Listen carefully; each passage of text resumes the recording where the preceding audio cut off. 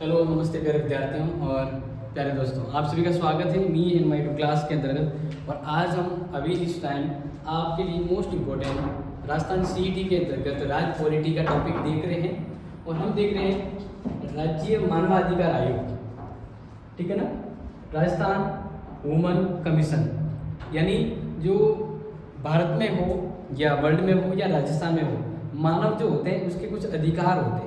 उस अधिकारों की रक्षा के लिए जिस कमीशन आयोग की स्थापना की गई उसे राज्य मानवाधिकार आयोग राज्य में कहते हैं, राष्ट्रीय स्तर पर राष्ट्रीय मानवाधिकार आयोग। और अगर बात करें वर्ल्ड की तो नेशनल यानी राष्ट्रीय स्तर पर, अंतर्राष्ट्रीय स्तर पर मानव आयोग हैं। तो चलो आप कुछ इंपॉर्टेंट बात करते हैं, कुछ चीज़ें तो पहले नोट कर दी हैं जो आप सीधा नोट कर लीजिएगा।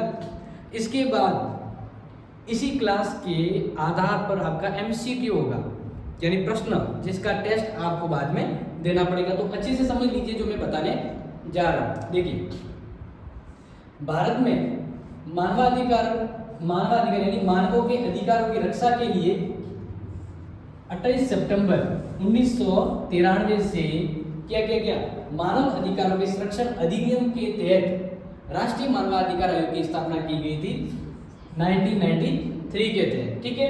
अब इसके तहत ध्यान रखना कि राष्ट्रीय स्तर पर जो मानवाधिकार आयोग है, इस आयोग का गठन या मुख्यालय जो है वो है दिल्ली।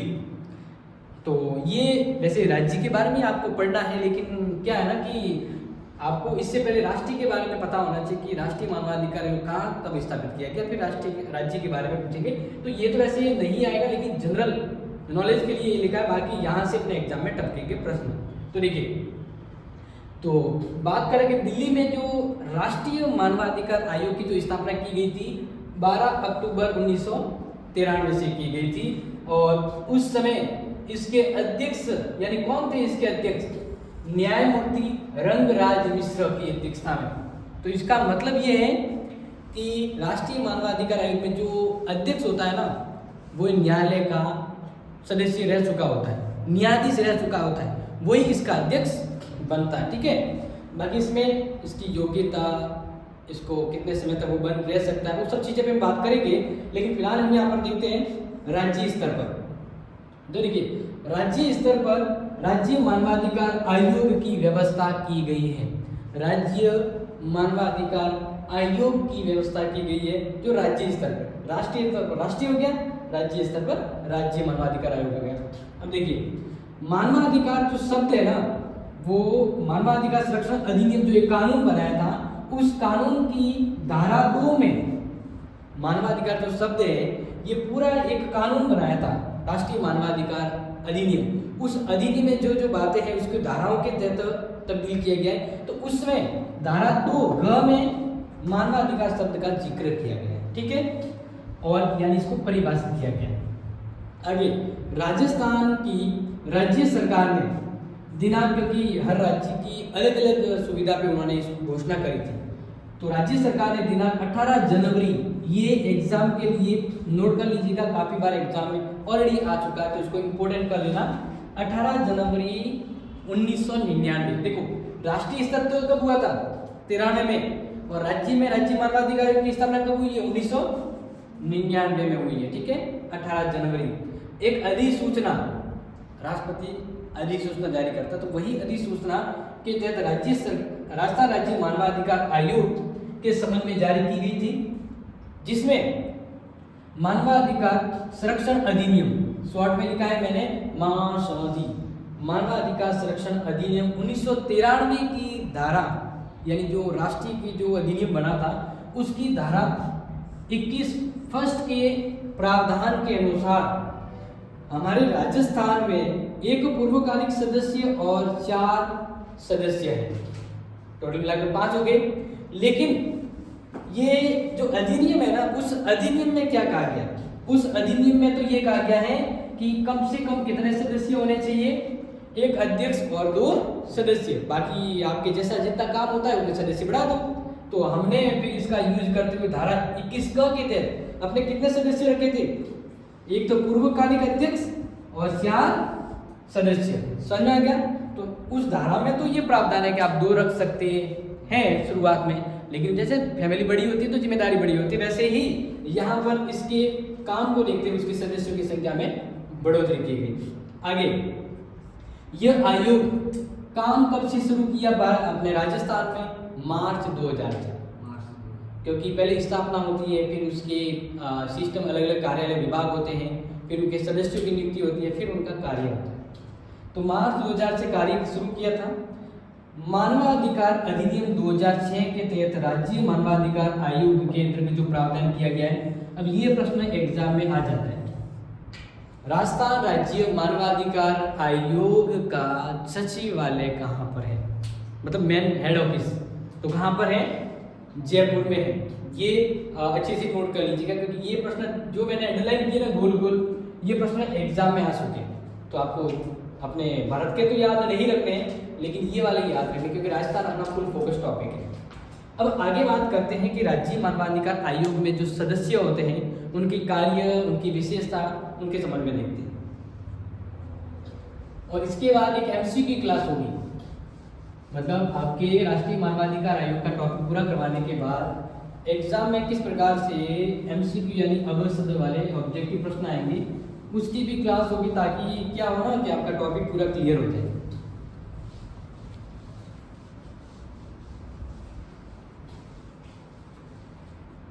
तो देखिए बाकी बात करते हैं। नेक्स्ट इंपॉर्टेंट जो है अपना,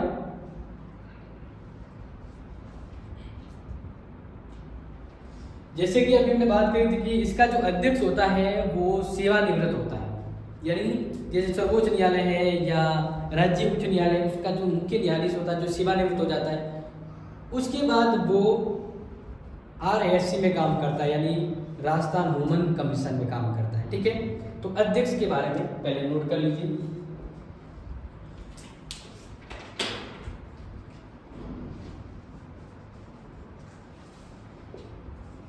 अध्यक्ष क्लियर।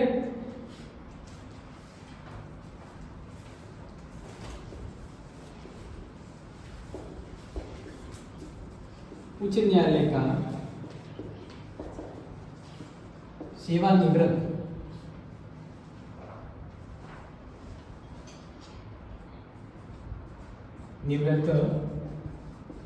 न्यायाधीश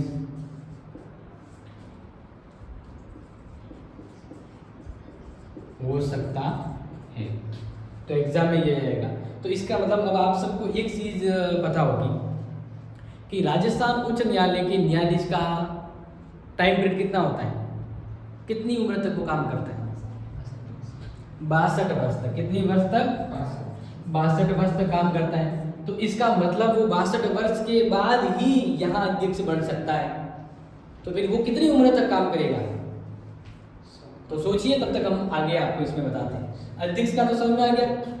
दूसरा आप आगे लिखिए कि इसके अलावा हम इसका टाइम पीरियड भी बताएंगे। इसके अलावा इसमें क्या होते हैं? सदस्य होते हैं। क्या होते हैं? सदस्य। तो अध्यक्ष कौन होना चाहिए वो तो मैंने आपको बता दिया। अध्यक्ष कौन होना चाहिए वो तो मैंने आपको बता दिया। अब इसके दो सदस्य जो होते हैं ना, उसकी क्या योग्यता होनी चाहिए, तो वो लिखिए।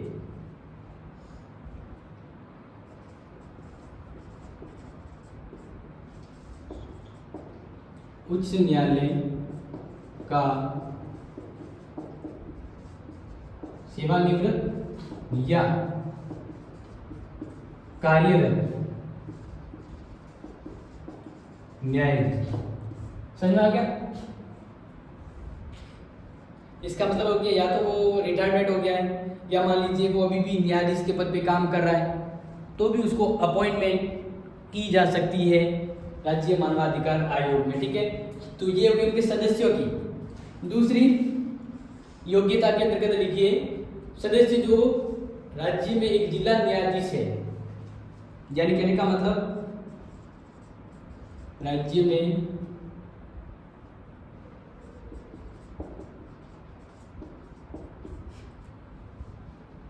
एक जिले में न्यायाधीश है। मान लीजिए ये योग्यता नहीं है, तो फिर कौन सी योग्यता आती? मान लीजिए ये योग्यता वाला व्यक्ति नहीं मिला, तो फिर राज्य में जो जिले होते हैं, जिलों के अंदर जो न्यायाधीश होते हैं, न्यायाधीश, तो वो भी उस पद के लिए, उस सदस्य पद के लिए योग्य हो सकता है। और लेकिन इसके लिए कंडीशन है कि जिले के अंदर जो व्यक्ति न्यायाधीश है उसको RS यानी राज्य मानवाधिकार आयोग में सदस्य में नियुक्त किया जा सकता है, लेकिन यहाँ पर उसके अनुभव को कहा गया कि कम से कम वो 7 वर्ष जिले के न्यायाधीश के रूप में काम किए होना चाहिए।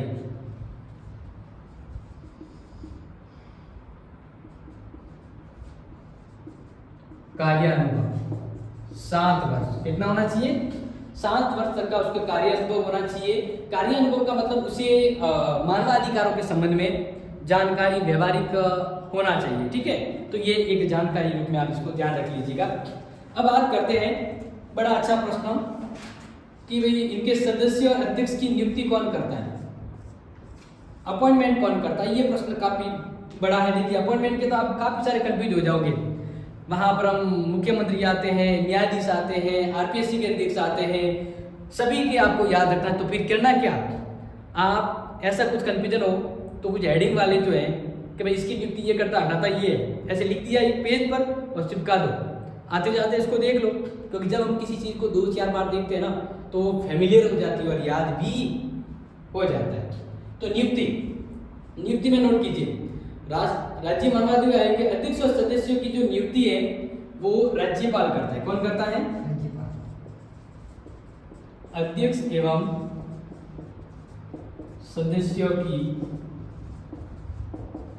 नियुक्ति, यह ध्यान रखना, करता तो है राज्यपाल, करता तो है राज्यपाल, लेकिन इसके संदर्भ में यह भी कहा गया है कि मुख्यमंत्री के नेतृत्व में 6 सदस्य वाली समिति की सिफारिश पर। तो इसका मतलब ये सिर्फ थप्पा लगाता है। कौन होगा ये कौन तय करेगा? मुख्यमंत्री की 6 सदस्यों वाली एक समिति वो सिफारिश करेगी, और सिफारिश भी कोई भी नाम आओ राज्यपाल उस पर ना नखर नहीं करेगा, सीधा काम कर देगा। तो लिखिए यहां आगे, लेकिन मुख्यमंत्री के नेतृत्व में 6 सदस्य वाली समिति की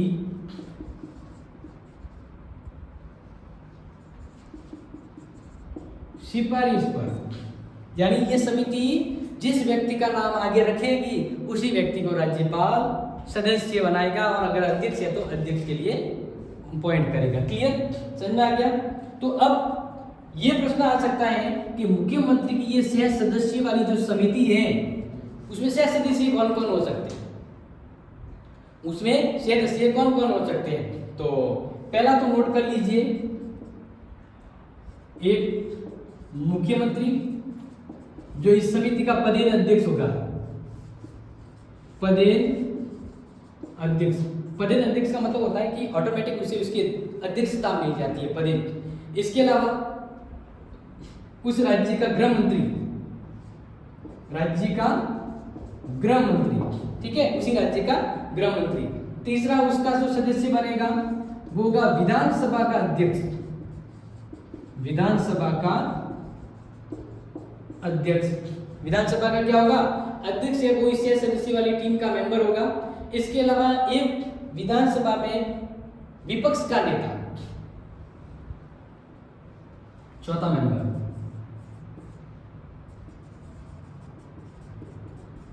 विधानसभा में विपक्ष का नेता, ठीक है। इसी प्रकार 5वां जो मेंबर आप यहाँ पे इसके बारे में बात करें तो अगर विधान परिषद है तो विधान परिषद का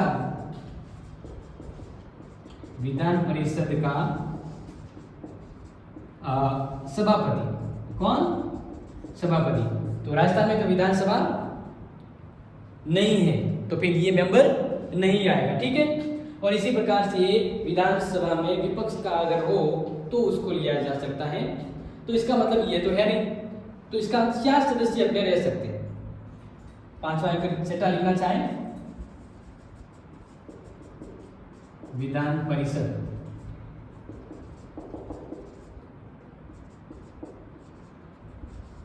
विपक्ष का नेता। क्लियर? तो ये 6। लेकिन राजस्थान की अगर बात करें तो ये 2 मेंबर नहीं होंगे। क्यों? क्योंकि राजस्थान में विधान परिषद है नहीं, तो मेंबर होगा नहीं। क्लियर? चलो अब बात करते हैं नेक्स्ट इंपॉर्टेंट के बारे में कि राज्य मानवाधिकार आयोग की नियुक्ति राज्यपाल करता, लेकिन अगर हटाना हो, राज्यपाल करता है, हटाना हो तो कौन हटाएगा? हटाने के लिए राष्ट्रपति। ठीक है, तो ये इंपॉर्टेंट है और यहां पर लिख देते हैं, इधर ही कोष्टक बना के इधर ही लिख देते हैं, आप भी लिख दीजिएगा। सदस्यों को बर्खास्त करने का अधिकार राष्ट्रपति, किसे होगा? राष्ट्रपति को होगा। क्लियर? समझ में आ गया? ये सिर्फ इंपॉर्टेंट है, इसलिए ध्यान रख लीजिएगा।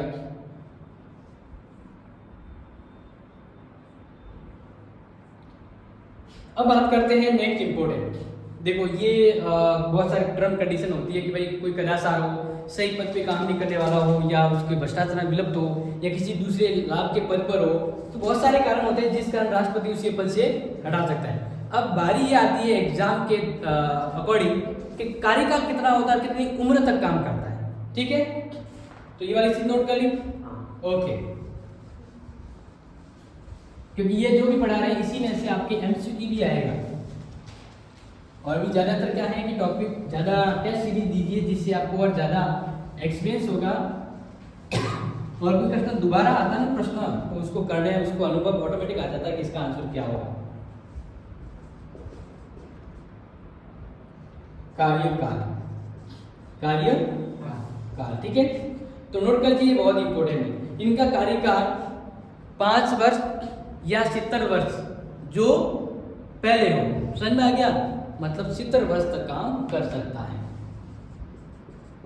5 वर्ष या 70 वर्ष आयु जो पहले हो।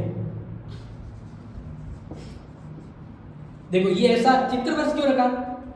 क्योंकि आप सभी को पता है कि अगर राजस्थान के हाईकोर्ट का कोई व्यक्ति है, वह चीफ जस्टिस से मान लीजिए, तो राजस्थान हाईकोर्ट का अगर मुख्य न्यायाधीश है तो वो कितने वर्ष तक काम करता है? 62 वर्ष तक काम करता है। तो ऐसे ही व्यक्ति राज्य मानवाधिकार आयोग के अध्यक्ष कहलाते हैं।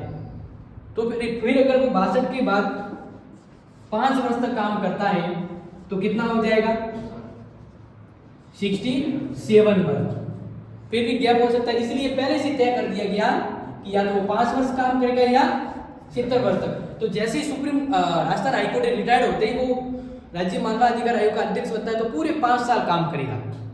लेकिन अगर कोई व्यक्ति 68 वर्ष का है और फिर उसे राज्य मानवाधिकार आयोग का अध्यक्ष बनाया जाता है, तो फिर वो 2 साल ही काम करेगा। क्यों? क्योंकि पूरे 5 साल नहीं करेगा, क्योंकि उसकी उम्र है वो कितनी हो जाती है? 70 वर्ष हो जाती है। क्लियर? तो कौन नियुक्त करता है, कौन हटाता है और क्या कार्यकाल होता है, ये चीज तो आपके क्लियर हो गई। चलो अब आगे बात करते हैं कि एक बार नियुक्त होने के बाद क्या वो सदस्य दोबारा नियुक्त हो सकता है? पुनः नियुक्ति।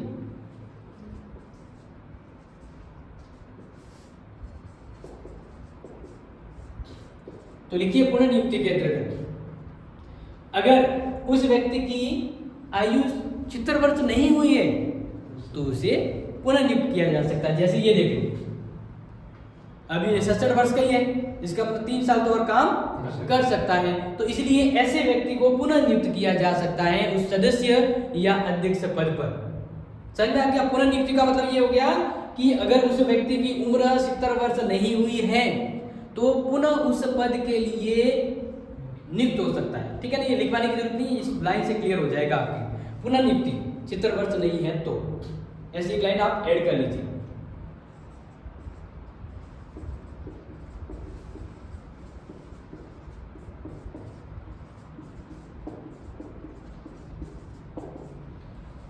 ठीक है ना? जब इसकी 70 वर्ष उम्र नहीं है तो इसको वापस मौका दिया जा सकता है कि भाई आप अध्यक्ष बन सकते। ठीक है, अब बात करते हैं कि राज्य मानवाधिकार जो आयोग है ये काम क्या करता है। ठीक है, तो इसके काम को हम थोड़ा सा यहाँ पर देख लेते हैं। देखिए, इतना नोट कर लिया? ओके। कार्यकाल के ऊपर अब थोड़ा नजर दौड़ाइए।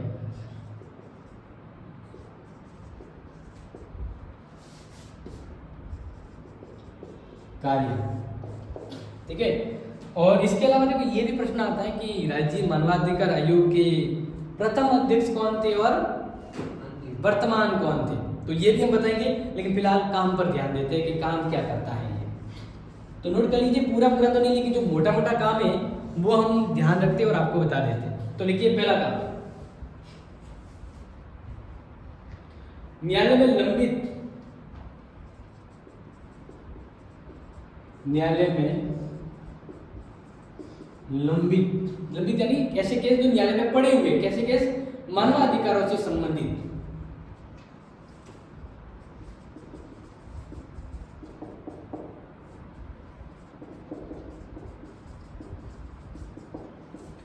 एक ऐसे केस जो न्यायालय में जो मानवाधिकारों से संबंधित किसी व्यक्ति का केस है, तो उस केस में आरएससी यानी मानवाधिकार आयोग क्या करेगा, हस्तक्षेप करेगा, इंटरफेयर करेगा। क्या करेगा, इंटरफेयर करेगा।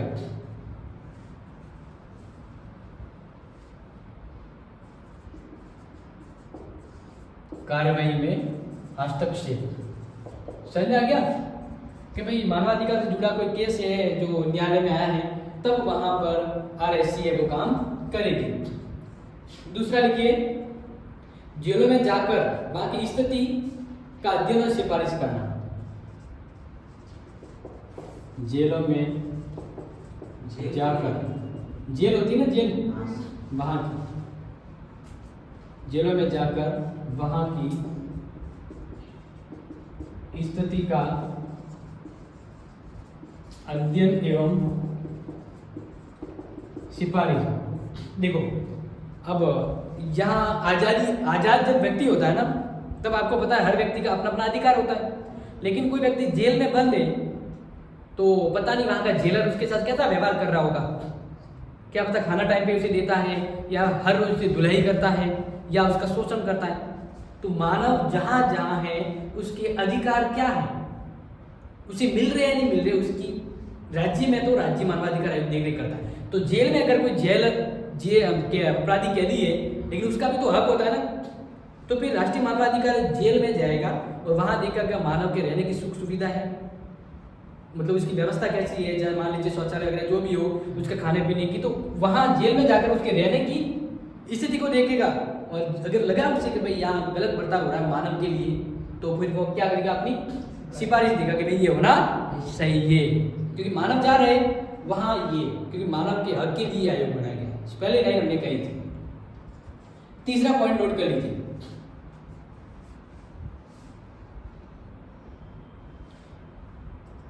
मानवाधिकार के क्षेत्र में शोध और प्रोत्साहन देना।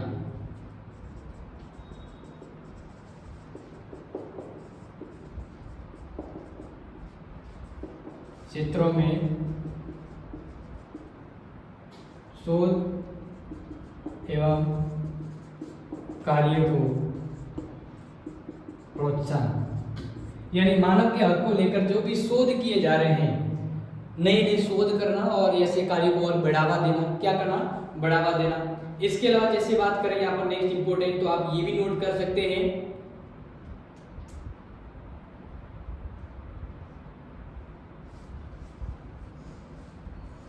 मानव अधिकार क्षेत्र में गैर सरकारी संगठनों को प्रोत्साहन देना।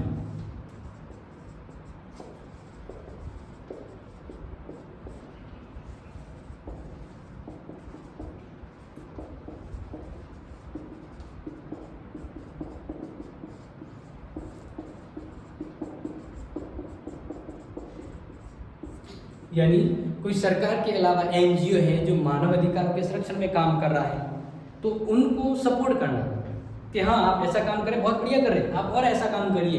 तो इस प्रकार से उन्हें मोटिवेशन देना या इस प्रकार के विषय करना। ठीक है, अब बात करते हैं, ये तो ये इसके कार्य, लेकिन राष्ट्रीय मानवाधिकार आयोग की पावर क्या है, सत्य क्या है। तो पहला है कि उस क्षेत्र में उसके लिए समन जारी करना। पहला कहेंगे समन जारी करने की शक्ति, यानी माफ करते हैं ना, समन जारी करने की शक्ति। दूसरा आप इसमें नोट कर सकते हैं शपथ पत्र या हलफनामे पर लिखित गवाही, शपथ पत्र या हलफनामे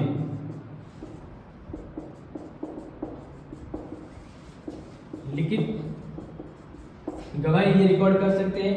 लिखित गवाही की शक्ति, लिखित गवाही की शक्ति है वो इनके पास रहती है।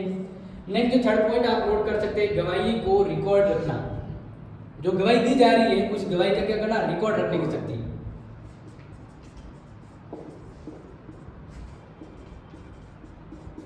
रिकॉर्ड। एंड एक और शक्ति आप याद रख सकते हैं, फोर्थ नंबर जो एग्जाम में शायद इसके बारे में याद सकते हैं, देश की विभिन्न जेलों का निरीक्षण करना। देश की विभिन्न जेलों का निरीक्षण करना। क्लियर? तो ये कुछ इंपॉर्टेंट थिंग्स है जो आपको पता होने चाहिए। अब लास्ट में हमने एक इंपॉर्टेंट चीज बस यही कहेंगे जो आपको ध्यान रखना है कि अगर मान लीजिए किसी मामले में एक वर्ष से काम कम किया हो तो पूर्व की घटना है, यानी यहाँ पे दोषी को दंड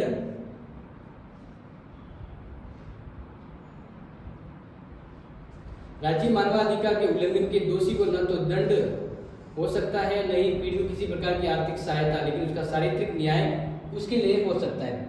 ज्यादातर एग्जाम में आप देखो, अब एग्जाम में कौन सा प्रश्न आएगा, एक आएगा इसके अध्यक्ष, प्रथम राज्य मानवाधिकार आयोग के प्रथम अध्यक्ष कौन थे और राज्य मानवाधिकार आयोग के वर्तमान अध्यक्ष कौन है।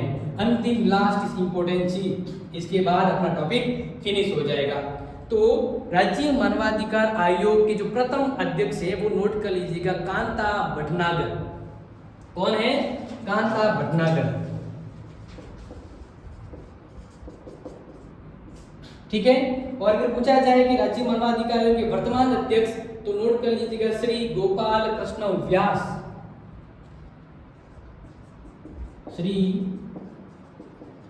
गोपाल कृष्ण व्यास। और ये काम कब से कर रहे हैं? जुलाई 2022 से ये इस पद पे काम कर रहे हैं। क्लियर?